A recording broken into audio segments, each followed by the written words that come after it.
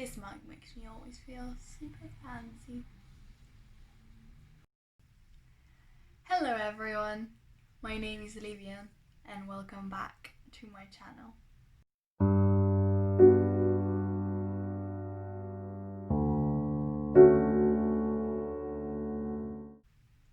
Today I will be doing the first video in a series of videos about spooky books. This was meant to be a whole video for Halloween, but due to editing, time, stuff, it just didn't work out, so I'll be doing a review of a book a day with the intent of answer the question, can I get spooked? The answer is probably yes, because I'm a whim, but I guess we'll have to see. So today I will be reviewing Pretty Girls by Karin Slaughter. This book follows two sisters, Lydia and Claire. Their sister Julia has gone missing 20 years ago, and now the two estranged sisters will have to come together to solve the mystery of another missing girl. Before I get more into this story, I want to point out that there are a few really hefty trigger warnings. So there is mentions, so there is rape, sexual abuse, so much graphic violence,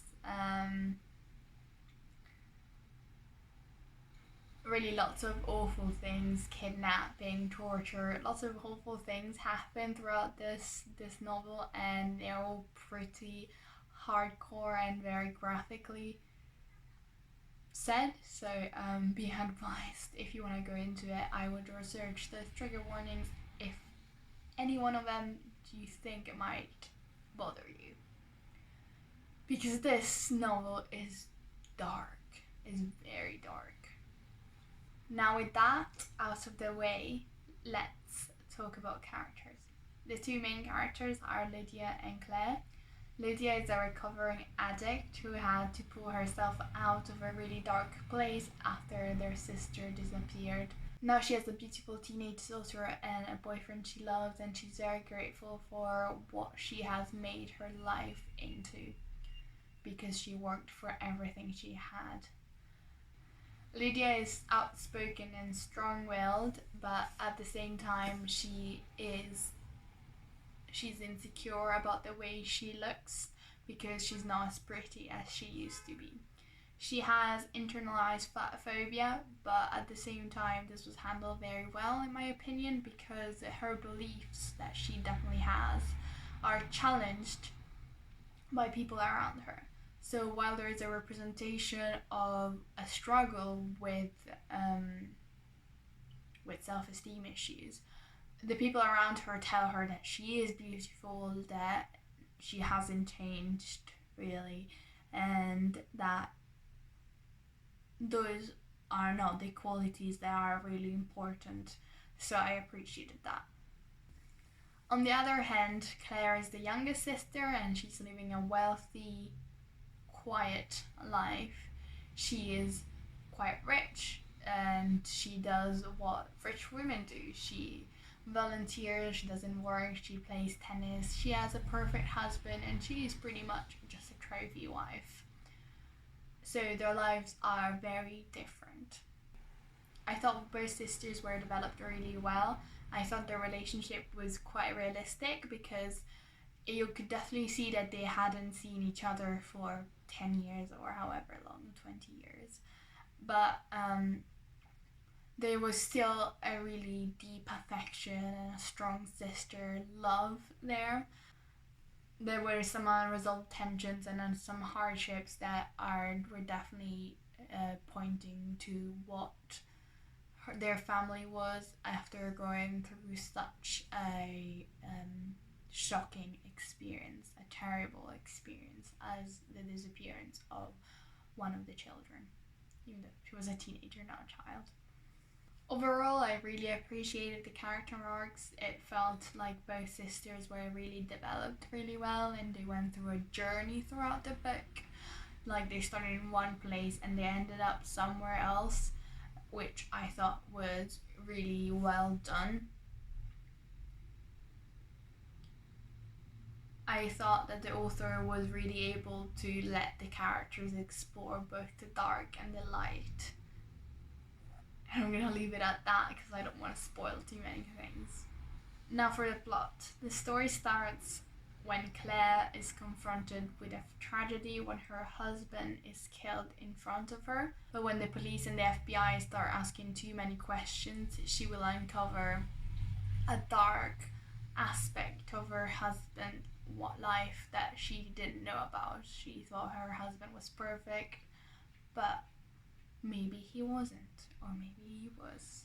Who knows? This will propel Claire and Lydia into a rushed, twisted race to uncover Claire's late husband's life, in order to uncover a mystery about a girl who has disappeared recently. I really, really like the plot. It was absolutely crazy, but I really enjoyed it. It was full of twists and turns after twists and turns. That was absolutely mad. This is where I thought I knew the big twist. I was wrong. I was very wrong. I didn't know shit. But anyway, some of the twists were more obvious than others if you stop to think about it, but the book didn't let you stop to think about it. It was so rushed. I really liked the pace of this book. It felt on point.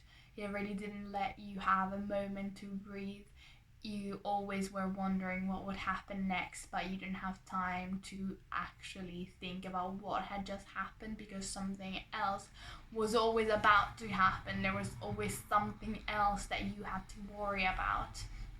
So I thought that was really good. The story was propelled forward so well, like you knew the direction you were going, even though you didn't know what would be there. So I really appreciated that. Something else I really enjoyed in this book was the presence of the father's letters to Julia, the oldest sister who disappeared, because these were scattered throughout the book and he talked directly to her as if he was writing a letter to her. And it really made all the characters seem much more real, especially Julia, because as you don't see her, as you don't get a perspective from Julia, but you don't get a perspective from Claire and Lydia, it might have been difficult to understand that she is a real person. She might have felt just kind of detached from the reader, but instead through these letters, it really felt like you knew Julia, like you understood her, because she felt such a real character, so full of life, and it really showed how much their father loved her, because there were all these little details that only he could have noticed that really made her a real character. And he also really showed, these letters also really showed the impact that such a tragedy can have on a family, which I thought was really useful in this book, because you might not realize if you haven't gone through something, if most of us haven't gone through something like that, so it is really important, at least it was for me, to see what that can have, like what effect that can have on a family. And I thought they were also beautifully written. They really hit me emotionally in so many ways and so many times. It was really, I really appreciated the letters.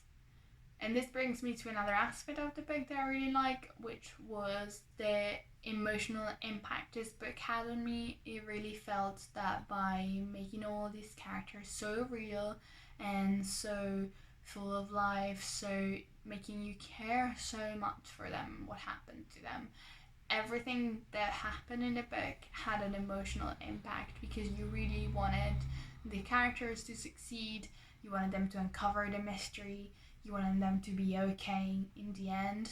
So it really had a big impact on me. I have to say, I almost cried at the end when things happen. Let me get my comfort tea. I need this tea to cope with this book. Something that really helped in making you care and making the characters seem real was showing you the story through the eyes of the sisters directly, I thought. So I thought that was very well done as well. A really good job. The writing overall was good. It wasn't anything like mind-blowing, but it was really good writing. So a theme that was really present throughout the story was inner strength and resilience.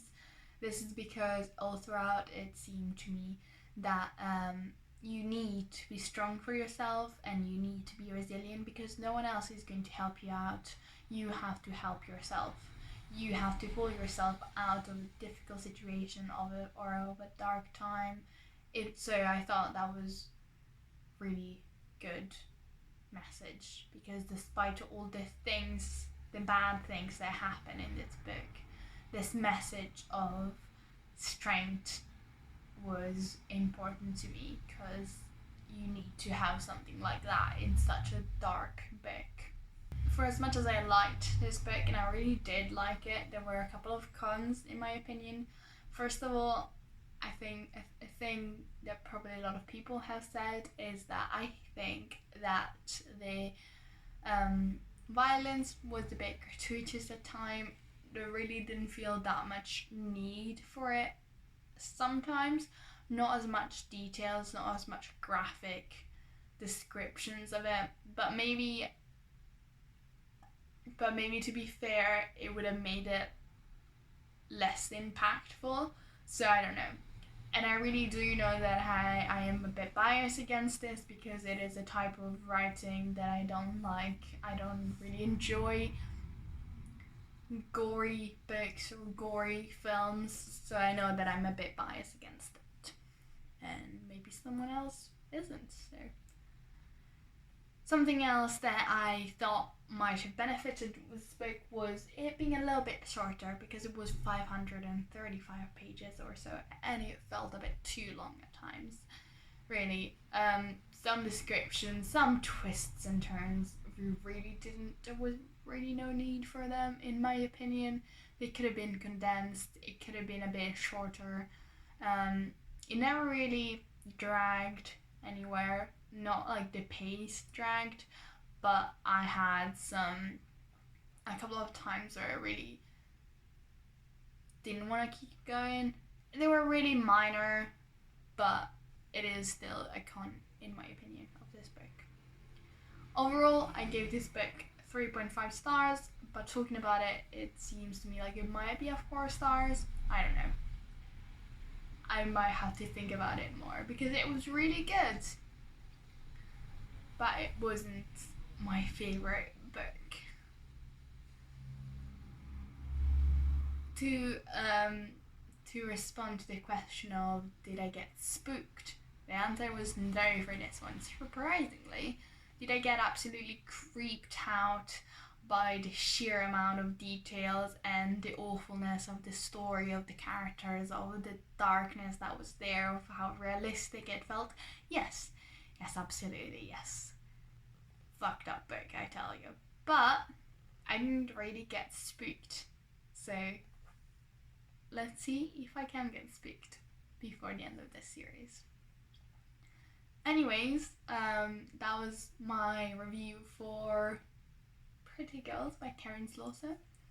And check out my other videos. I have a vlog where I read If We Were Villains, and I have a bookish Never Have I Ever video, so check those out and subscribe and all those things. Let me know what you thought of this book in the comments, because I think I want to talk to someone who's read it.